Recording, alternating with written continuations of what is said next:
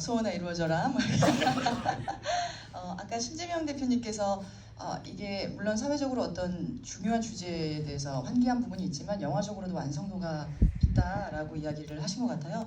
혹시 연출적으로 이 다음 소희 작품에 대해서 뭐 궁금하신 점이나 혹은 뭐 이야기를 나누고 싶은 감독님과 이야기를 나누고 싶은 부분이 있으실까요? 네, 저희가 또 말을 많이 하는 것 같긴 한데 또 다운 소희를 너무나 좋게 본 관객의 한 사람으로서 저는 일부를 볼 때는 거의 걸작이 나왔다라는 생각을 했었어요. 그래서 방어팀이죠. 그러니까 이제 콜센터 방어팀의 소희 옆에 제가 앉아 있는 느낌이기도 했고 또 어떨 때는 거기서 함부로 얘기하는 전화기 너머소의 한 고객이 된 듯한 정말 생생하게 취재하셨구나. 그리고 그거를 연출적으로도 정말 빼어나게 하셨고 또 김시윤 배우도 너무나 생생하게 연기를 하셔서 1시간 동안 이것이 굉장히 비극적인 얘기임에도 불구하고 너무 흥미진진한 이 양가적 감정이 되게 신기했어요. 이 얘기를 이렇게 흥미진진하게 지켜봐도 되나?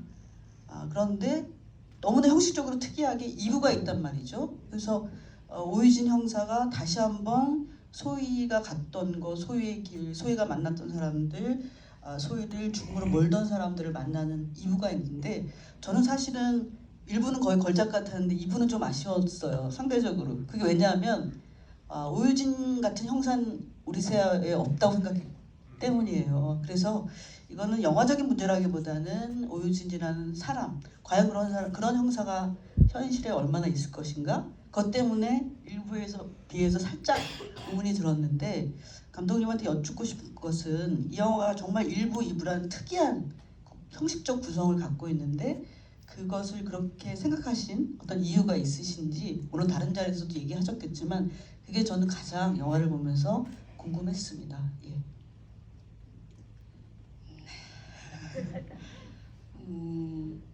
아주 처음부터 이 이야기를 영화로 만들어야겠다라고 생각했을 때부터 이런 형식으로 만들어야겠다고 생각했습니다.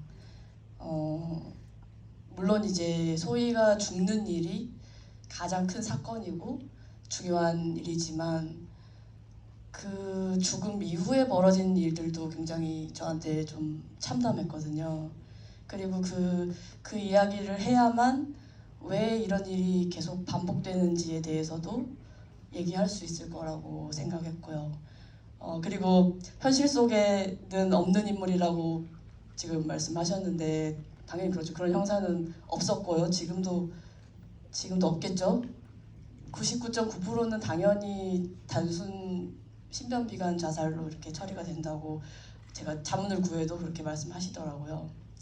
그런데 비록 그런 경찰은 없었지만 사실은 그 사건만 돌이켜봐도 그 당시에 그 사건을 취재하고 계속해서 후속 취재를 하셨던 기자분들이 계시고 또 노동계에서 이런 특성화하고 현장 실습 문제를 알리려고 노력하셨던 지금까지도 노력하고 계신 그런 분들이 계시고요. 무엇보다 유가족분들이 정말로 애를 많이 쓰셨어요. 실제로 그래서 오유진이라는 형상은 없었지만 그런 분들이 어떻게 보면 오유진이라는 인물의 모델이 된 셈입니다. 현실 속에서는 그분들은 다 너무나 고통받고 참담하고 계속해서 절망스럽고 하셨지만 그리고 또 영화 속의 오유진 형사도 사실은 그렇고요. 무력함을 느끼고 절망적이지만 영화 바깥에서 이제 우리가 영화를 봤을 때는 이런 인물이 그래도 있다는 거, 있을 수 있다는 거 이런데 그래도 좀